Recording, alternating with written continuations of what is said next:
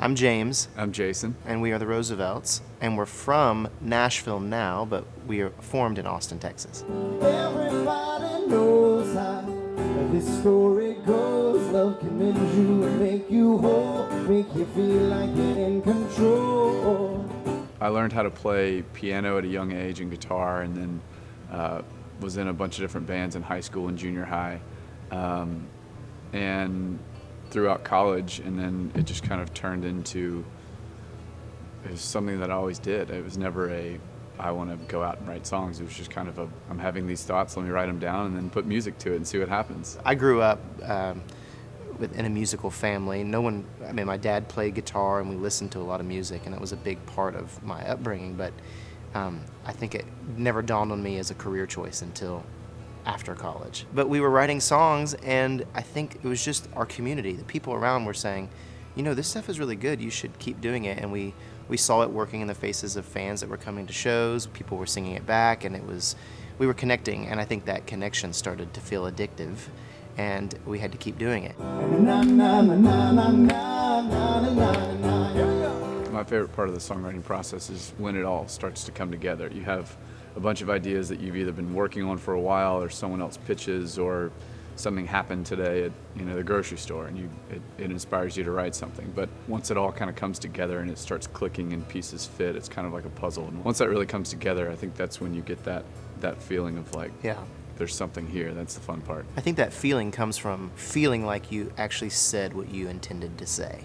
Because a lot of times the hardest thing about a song is that you have few words to say what you're trying to communicate, and so when you feel like you've done that, it feels like a magic moment. I keep begging the angels to set us free, but it's just too hot in the belly of the beast.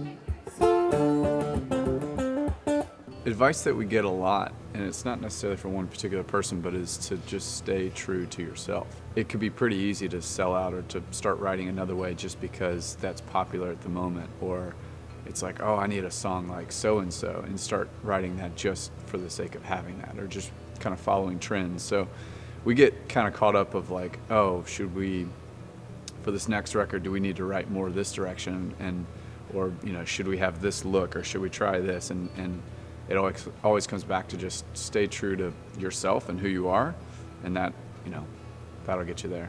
The best bit of advice I ever received may have actually been from Jody Williams. He said, just make a decision and then work to make it the right decision.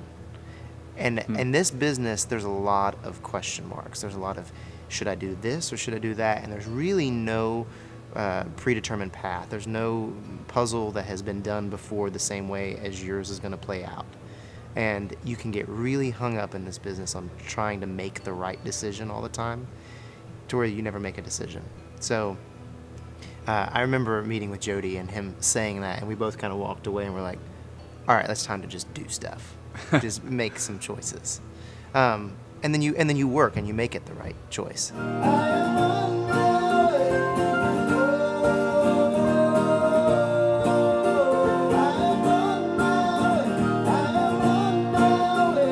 I think the best is whenever you're in the van with the rest of the band, and then your song comes on, and everyone just sort of suddenly feels validated, and you're like, all right. Yeah, we did that.